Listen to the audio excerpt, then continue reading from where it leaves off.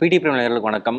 காந்தி ஜெயந்தியை முன்னிட்டு இந்தியாவுக்காகவே பிரத்யேகமாக ஜோக்கர் படத்துடைய சீக்வல் ரிலீஸ் பண்ணியிருந்தாங்க. உலகம் முழுக்க வெள்ளிக்கிழமை ராஜமுருகன் டைரக்ஷன்ல குரு சோமசுந்தரம் நடித்து வெளியான ஜோக்கர், தேசிய விருது பெற்ற ஜோக்கர் படத்தோட 2ஆம் பாகம் வந்துருக்கு.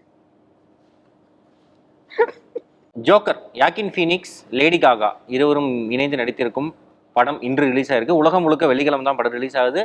படத்தோட ஸ்பாய்லர் இல்லாத படத்தோட ஒன்லைன் அப்படின்னு சொல்றதுனால படத்தோட ஓவரால் ரியாக்ஷன் எப்படி அப்படின்னா, லியோ படத்துல அர்ஜுன் கண்டுபிடிப்பார்ல ஒரு போதை வஸ்து, அதை வந்து தூவுனா விஜய் ரியாக்ஷன் கொடுப்பார்ல அப்படின்னு பாருல, அந்த அந்த ரியாக்ஷன் தான் இந்த படத்தோட ஓவரால் ரியாக்ஷன். இப்போ சொல்லுங்க.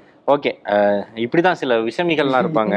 ஆக்சுவலி தியேட்டர்ல நான் உட்காந்துருந்தேன். எனக்கு அப்படியே இந்த லெஃப்ட்ல திரும்பி பார்த்தா வரிசையா பணமா செத்து கிடக்கு முருகேசா அப்படிங்கிற மாதிரி வரிசையா தூங்குறாங்க. ஃபர்ஸ்ட் ஷோ, ஸ்பெஷல் ஷோ, ஒரு மாசத்துக்கு முன்னாடி புக் பண்ண ஷோ, அதுக்கே இந்த நிலைமையா? அப்ப வெள்ளிக்கிழமை வரவன் நிலைமை அப்படிங்கிற மாதிரி இருந்துச்சு. சரி, ஸ்பாய்லர் இல்லாத ஒன்லைன் என்ன அப்படின்னா, ஜோக்கர் படத்துல யாக்கின் ஃபீனிக்ஸ், அதாவது ஜோக்கர், நிறைய பேரை கொண்டுறாரு. அதாவது கிளைமேக்ஸ்ல வந்து ராபர்ட் நீரோ துப்பாக்கியில சுடுவார்ல, அதுக்கு முன்னாடி தன்னை புள்ளி பண்ற ஒரு 3 பேரை கொண்டிருப்பாரு, அப்புறம் இன்னொருத்தரை கொண்டிருப்பாரு. ஸோ இந்த கொலைகளை எல்லாம் ஜோக்கர் தான் செய்தார். ஏன் செய்தார், எதற்கு செய்தார் அப்படிங்கிறத வந்து விசாரிக்கிறாங்க. அந்த கோர்ட் ரூம் ட்ரையல், அந்த ட்ரையலும் இன்னொரு பக்கம் ஹார்லி குவீன் அண்ட் ஜோக்கர் இவங்களுக்கான அந்த இணக்கம் எங்கிருந்து உருவாச்சு அப்படிங்கிறது ஒரு சைடும். ஜோக்கர் வந்து வெறுமனே வந்து ஆர்த்தர் தான், ஜோக்கருங்கிறது ஒரு multiple personality of the split personality அப்படிங்கறனால தான் ஜோக்கர் இப்படிலாம் பண்ணிட்டாரு, அதனால ஆர்த்தர் ரொம்ப அப்பாவி, அந்நியன் தான் கெட்டவன் அப்படிங்கிறத ஒரு பட்டிமன்றம் வச்சு விளக்குறாங்க. ஓகே, ஆமா, அப்படிங்கறத ஒரு டிபேட்டா கொண்டு போறாங்க.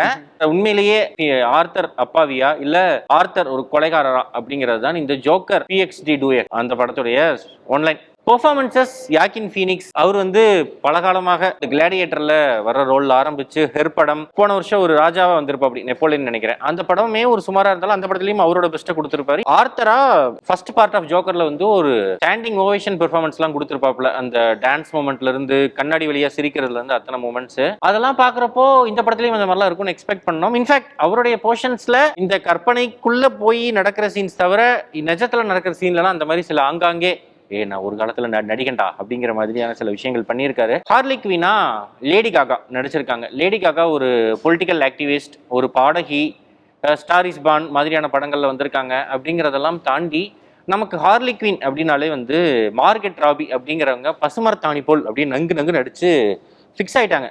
சூசைட் ஸ்குவாட் 1ல ஒரு கும்பல், அதுக்கப்புறம் 2ல ஒரு கும்பல் இருந்தாலும் Harley Quinn Margot Robbie fix பண்ணிக்கிங்க, ஒன்றும் பிரச்சனை இல்லை, அவங்கள வச்சே போய்க்குவோம். அது இல்லாம பேர்ட்ஸ் ஆஃப் பிரேன்னு ஒரு ஸ்டாண்டலோன், இதுலயும் மார்கெட் ராபி தான். அப்படிங்கறனால நமக்கு எப்படி ராஜராஜ சோழன்ல இருந்து சிவன் வரைக்குமே யோசிச்சா சிவாஜி ஃபேஸ் ஞாபகம் வர மாதிரி ஹார்லி குவீன்னாலே மார்கெட் ராபி ஃபேஸ் தான் ஞாபகம் வருது. அதனாலே லேடி காகா வந்து மைக்க பிடிச்சி ஸ்விங் இன் தி ரெயின் பாடுறப்பெல்லாம் நீ பாடிட்டு நான் போய் பாப்கார்ன் வாங்கிட்டு வரேங்கிற மாதிரி ஆயிருது.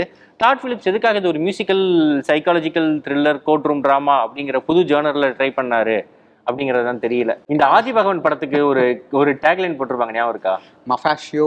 மாஃபியாசோ லவ் ஸ்டோரி, அந்த மாதிரி இது ஒரு சைக்காலஜிக்கல் த்ரில்லர்னு போட்டிருந்தாங்க. ஆனா படம் வந்து musical psychological court room drama, த்ரில்லர்லாம் இல்லை இந்த படம். இதுல என்ன விஷயம் நல்லா இருந்துச்சு அப்படின்னு கேட்டா, ஜோக்கர்ன்ற கேரக்டரை வந்து அவர் உண்மையாலுமே ஃபீல் பண்றதா இல்ல அது அவருக்கு வந்திருக்கிற ஒரு ஸ்பிரிட் பர்சனாலிட்டி மாதிரியான ஒரு கண்டிஷனா அப்படிங்கிறத டிஸ்கஸ் பண்றாங்கன்றதோட அவருக்கு அவரே வந்து யோசிச்சுக்கிறாரு அப்படிங்கிறது அதுல கோர் பாயிண்ட். ஆனா அதை விட்டுட்டாங்க மொத்தமா. இங்கிட்டு கொஞ்ச நேரம் ஜோக் பண்றது, இங்கிட்டு கொஞ்ச நேரம் எனக்கு ஒரு ஜோக் சொல்ல அப்படின்னு சொல்லிட்டு அந்த ஜெயிலர்ஸ் எல்லாம் கிண்டல் பண்றது, ஜட்ஜு வந்து கோர்ட்டோடைய இதை குலைக்காதீங்க அப்படின்னு சொல்றது, இவங்க லேடிக்காக எதை சொன்னாலும் அதுக்கு ஒரு பாட்டு, தேவையில்லாம பேசுறது, தேவையில்லாம பாடக்கூட செய்வேன்னு பாட்டு பாடிட்டு இருக்கிறது. அப்பா, ஆக்சுவலி வார்னர் ப்ரோஸ் வந்து டாட் பிலிப்ஸ்ட இந்த மாதிரி ஜோக்கர் பயங்கரமா கல்லா கட்டி இருக்கு. ஏன்னா டிசிக்கு வந்து அதுக்கு முன்னாடி படங்கள்லாம் பெருசா போல.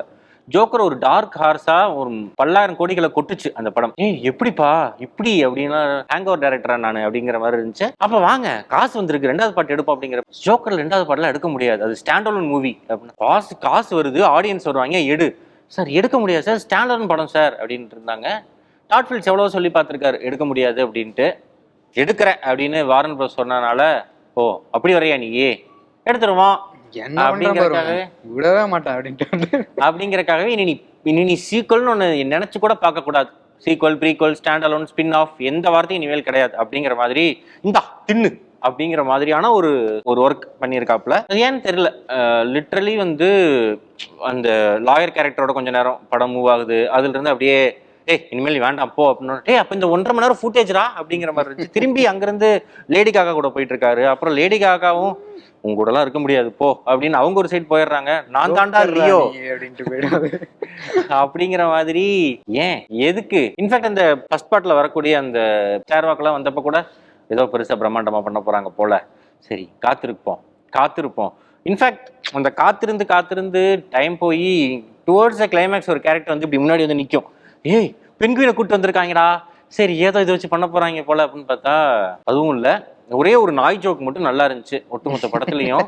அதை சொல்ல முடியாது, எப்படி சென்சார்ல தப்பிச்சு தெரியல. இன்னொன்னு கிளைமேக்ஸும் எனக்கு நல்லா தான் இருந்துச்சு.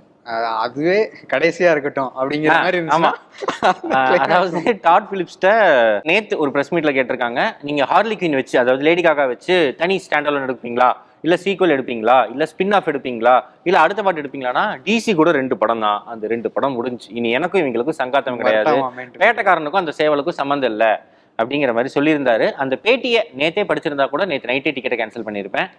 Still DC fans, Joker fans, Harley Quinn fans, Lady Gaga fans, Joaquin Phoenix fans, Joker fans எல்லாருமே தாராளமாக போய் படம் பார்க்கலாம். படம் பார்த்துட்டு உங்களுக்கு இப்படி பிடிச்சிருந்துச்சு அப்படிங்கிறத வந்து கமெண்ட்ல பதிவு பண்ணுங்க. ஃபர்ஸ்ட் பார்ட் பார்த்துட்டு அந்த மாதிரியான ஒரு படமா இருக்கும்னு நினைச்சு போனீங்கன்னா டிசப்பாயிண்ட் ஆவீங்க.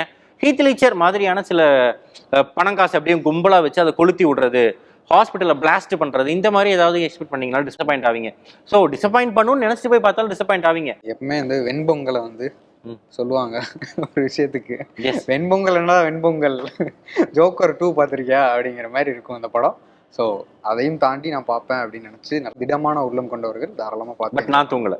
நான் இந்த படத்துல நிறைய பேர் கூட தூங்குனாங்க. நிறைய பேர் தூங்குனாங்க. எனக்கு கொரட்ட சத்தம் எல்லாம் கேட்டுச்சு. பட் ஸ்டில் நான் தூங்கல. Always Joaquin Phoenix fan.